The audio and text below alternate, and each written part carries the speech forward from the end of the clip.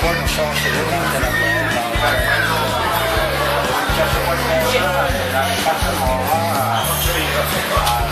Questa praticamente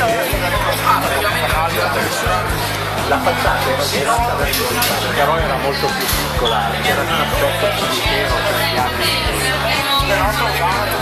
Poi nel 30 non so se quella era caduta perché questo non me lo ricordo. La facciata che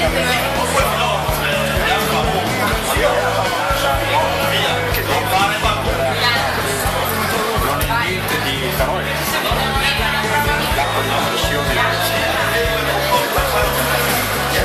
quella là era la chiesetta.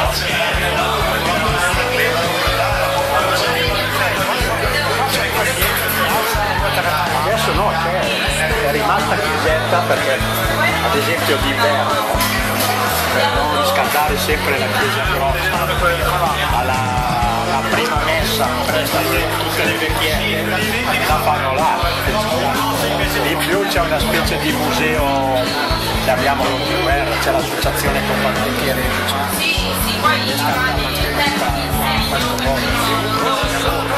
contributo un po' di. Dici che tu a qualche tuo modo, nel modo tuo hai creduto in Dio. Dai un messaggio perché abbiamo ben bisogno di crederci anche noi. I messaggi sono molto difficili da darsi. Quindi ci vuole che si facciano azioni buone, vero? Grazie.